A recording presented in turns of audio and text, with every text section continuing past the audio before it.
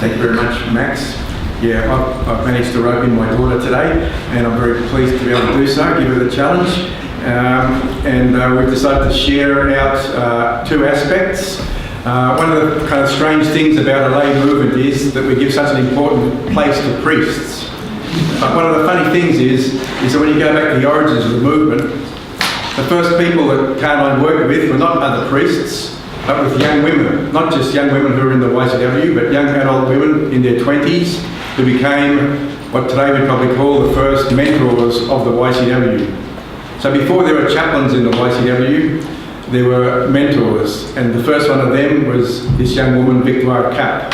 So that's why we've given Chiara the challenge of talking about Victoire today. And as you notice from the date of her death, sadly, she died very young, and it's also the 90th anniversary of her death this year. I stumbled across all this information about Cardijn and Victoire Cap when I started doing my research a long time ago, 20 years ago. And so many times Cardijn said, if you want to really do the proper history of the YCW, you've got to start in 1912 to discover its truly revolutionary character. And he says it in several places on several occasions, as if it's a point that's really important to him. And at that time we were celebrating the 75th anniversary of the YCW in 2000, marking the foundation in 1925. So obviously he saw something different happen in 1912 from what happened in 1925. And it's very, very interesting to see what the movement was at that time. Completely different YCW. Started not what today we call young workers, or young people in their 20s. Those people he started with were child workers, what today we call child workers. A completely different age group. 12 to 20 is a huge difference. Instead of having one parish group, he had many. Thousand, well, I would say 1,000, but of the order of 1,000 people in his parish. And as I just mentioned, he worked with lay councillors, not chaplains there. And another very significant point too, there's no mention of Catholic action in those first years. That's something that came much later. And I believe it's also one of the reasons why he liked to talk about 1912 rather than 1925, as perhaps we'll see a bit more in my presentation. And the title of it is Leaders and Lay Apostles. With everything, there's two sides in Cardijn. He talked obviously about lay apostles. As mentioned, I'm just finishing my PhD thesis on Cardijn at Vatican II. So obviously that's a theological series of conferences. So there he's talking about lay apostolate. The other side of the coin is leadership. Those of you who were in the YCW in those days will remember the leaders bulletin, leaders teams. I can't even remember myself ever hearing the word lay apostle or lay apostolate used in the YCW. It was a word used, speaking in theological terms, to explain to the church what the YCW was trying to do. So the question is, or my question was, why was that so important to Cardijn? Because in coming to the end of my thesis, you try to reduce it to the essentials. What was the one thing that Cardijn contributed to Vatican II that wouldn't have happened if he hadn't been there? And I believe it's the term lay apostolate. And when you look into history, you'll see what a struggle it was to bring through that term into the decree on the lay apostolate. Often today people still talk about it. If you Google it, you'll see people refer to it as the decree on the laity. Actually, it was a 3-year battle to ensure that it was called the decree on the lay apostolate and not the decree on the laity. 6 years of struggle, the Preparatory Commission, the Council Commission, and as a cardinal, he wrote himself 25 notes during the council, virtually every 2 months, another note on this idea or different aspects of this concept of lay apostolate. So the question is what's the big deal about that term? And as with so many things with Cardijn, you have to go into history to discover what he really means and why it's so important to him. Because if you think today about how he understands, how do I go backwards? Whatever, just talk. If you think about the term lay apostolate today, it's really gone out of favour, kind of strangely, since Vatican II. It's been replaced by terms like ministry, discipleship, And people now today, they perceive the idea of lay apostolate as something pretty much linked to Pius XI and Pius XII, who had this idea kind of, or at least it was understood that way, that lay people were kind of extensions of the bishops and the hierarchy, and in general of the clergy. And it's true. You can find quotes from bishops talking about, or even popes saying how they were unable to go into the factory and the young workers were doing their work in the factories and in the offices.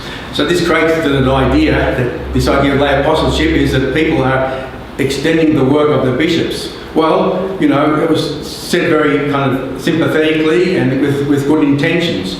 But actually, it ends up, it's like kind of, you know, it's like women feel it's like extensions of their husband when they, you know, are seen, well, as extensions of their husband. So that's how lay people were seen by the clergy. And obviously, it creates a kind of reaction. But if you look at the origins of the term lay apostolate, it's got really nothing to do with this hierarchical concept. And this is why it's very important for Cardijn, now 50 years since he died. He was born in the 19th century. The key ideas which formed him came from the 19th century. And another word that Cardijn uses very often, revolution. He saw what he was doing as a revolution. And what was the 19th century? It was the century of revolutions. The one we talk about most in the YCW is the Industrial Revolution. But of course there were the other revolutions which he often didn't speak about directly. Why? Because it was too dangerous to speak about them in the church. The American Revolution, the French and the European revolutions, and their concepts of the people, democracy, autonomy, all those different words that came. And you can see the secular sphere. I mean, there were wars, civil wars, and War of American Independence, the French Revolution, they cut the heads off the king. So obviously they were dangerous concepts. And obviously people in the church are influenced by this and are thinking, well, you know, what does this mean for the church? That our societies are transforming from top-down monarchical systems to bottom-up democratic systems. And even in the church, the Pope was losing his temporal power over the Vatican States. Even worse than that, the Pope was losing his spiritual power, because suddenly people were talking, and especially this guy, Felicity de Lamennais, was talking about freedom of conscience. What's the role of a bishop or a pope if people can decide for themselves what their consciences tell them about good and evil?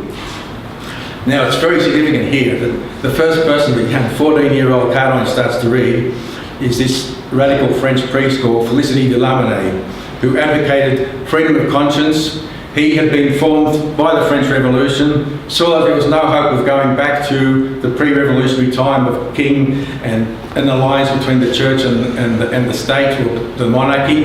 It was time for the church to make a new alliance with the people and the poor.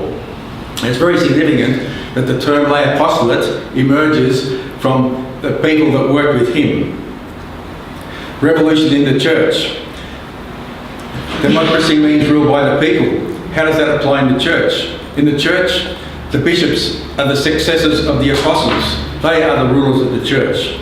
So therefore, if you put the term lay, which also means people, put together with apostolate, it's kind of a contradiction in terms.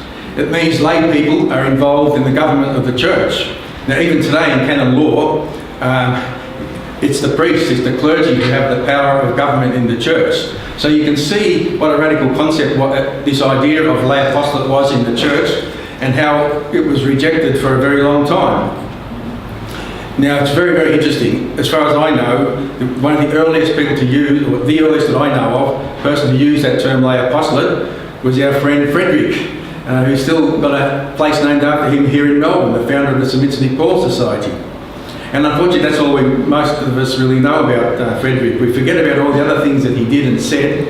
And one of the things he said was, democracy is the gospel itself. And he wanted to evangelise the working class. And he was working on this idea of the church as a people of God, with this idea of equality between clergy and laity. His brother was a priest. And in fact, you can see in the records of his letters, we've only got one side of the letters, the letters he wrote to his brother. If his priest is a brother, and they're working together on this equality idea, what's the role of lay people? And the idea that emerged between the two of them, recorded in their letters, is this idea of the lay apostolate in the world. And Frederick, he'd worked at a Catholic university previously. He decided to go and work in a secular government university, the famous Sorbonne in Paris, which at that time was a very secularised environment, almost anti-clerical. So he saw his mission as a lay apostle was to bring the gospel into that secularised environment of the French universities at that time. Now it's very interesting. If you go, now you can do it, go online and look at the 1913 Catholic Encyclopedia and type in lay apostolate. You'll only find 2 references to the term, which shows how rare it was at that time. And it's very interesting, both of the people that it's in relation to were both disciples of Ozanam. The second one there I mentioned is a guy called Philip Bouvreau, famous in France for actually revolutionising the health system in the northern city of Lille. Worldwide he's known because actually he's one of the founders of the Eucharistic Congresses. The other one is this guy called Leon Ollie Leprune. Anybody heard of Leon Ollie Leprune? Maybe if you've heard me speak before, you might have heard me speak about him. Very, very important. They called him the second Ozanam because he actually modelled his life on Ozanam. He was a philosopher teaching in another French university, and he was developing this idea of democracy, which was emerging in France at that time, of citizens participating in government. He said government and obedience because it's sort of the 2 sides of the coin. He also said people in a democracy, it's not just the leaders who have to know how to decide. Everybody needs to know how to decide, to take part in decision making. And what do leaders need to do? They need to see clearly, to judge well, and to decide. I think possibly the term sounds familiar to you. And in fact, that is the origin of where what we today call the C-Judge Act comes from. And Ollie Leprune, in fact, got it from Aristotle. I won't go into the details of that. It was how Aristotle analysed what the task of political leaders was. The thing was, how are we going to teach that to the people, to the masses of the people? Directly inspired by Leon Ollie Leprune was a movement called in French Le Sillon, which means the furrow, as you can see in the picture there, whose idea was to promote consciousness and democracy and responsibility by using what was in effect what we today call the C-Judge Act and everything else, many of the other things that we today have in the Joseph's movements, including the gospel discussion, inquiries and different things like that. In fact, that's the prototype on which the YCW was based. And if you look at the history of the theology of lay apostolate, which very few people do, one of their counsellors, this guy Louis Cousin, is the first person that I know of that attempted to develop a theology of the lay apostolate. And it's interesting to see that in Cardijn's personal library, he has a copy of that book and used it to develop his own theology of the lay apostolate. And these really is the source of the ideas. So you can see the contrast between this kind of top-down idea of lay apostolate as people sharing the apostolate of the hierarchy, extensions of the bishops, and this idea of lay apostolate as people coming from the grassroots, participating in the government of society, in some sense also in the government of the church, being active Christians. And this is the idea. You can see this is now directly taken from Cardijn at Vatican II, one of those 25 papers that he presented there. The apostolate of lay people is the lay, secular life of lay people, the problems of that life at every level, local, regional, national and international. Secondly, it's the divine value of that life to implement the work of God and Christ in order to transform life in the world. And this transformation must take place and be incarnated in the affairs of the world. And in another of his speeches actually in the council, he directly links the C-Judge Act method to that Sion idea of consciousness and democracy, stating that the purpose of the C-Judge Act is to enable people to become conscious of their responsibilities. Now I put there on the bottom there, that's democracy at Vatican II. And I believe it's actually, it's quite very significant, because if you look at the whole 16 documents of Vatican II, you'll not find one reference to the word democracy. So people were trying to slip it in other ways, you know. If you can't get in the word you want, you find another way to say the same thing.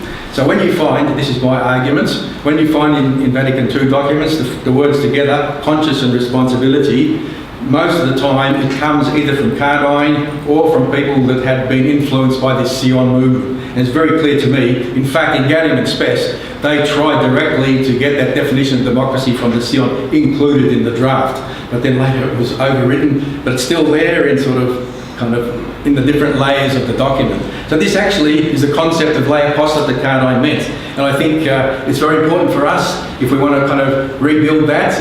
A lot of the white stuff has been forgotten for so long now. But I also believe this whole democratic aspect is extremely important now. Like my family live in Asia. Well, democracy is a big thing in Malaysia. There's many other countries where people are genuinely struggling for democracy. And I think it's time now for us to sort of move back and realise what that concept of lay apostolate that Cardijn was promoting really meant. As I said, he succeeded in getting it into the Vatican II documents, but it was a huge battle. It's interesting, the Preparatory Commission was called the Preparatory Commission on Lay Apostolate, because actually that was a personal initiative of John the 23rd. The Curia of the Vatican, they didn't even have this idea of doing anything about lay apostolate or laity. So it got the name from John the 23rd himself. Unfortunately, when they started meeting, they had a very traditional understanding of it, based on the idea of direct and indirect evangelization. Direct means preaching the word. And what they had for this idea of indirect was his traditional ideas of charitable works, and the more progressive ones talked about social action. But there was no concept of Christianity being integrated into the whole of their life. And Cardijn's first papers was battling, it was very difficult because they'd already structured the whole working commissions around this direct and indirect evangelization. So he was basically attacking the whole concept on which the document was being drafted. Then, just to give you an illustration of how difficult all that was for him, when the council actually started in end of '62, they brought in new experts because the bishops were in charge, not the Pope. And Cardijn wasn't included in the first session. Secondly, the commission wasn't even called the Commission on Lay Apostolate anymore.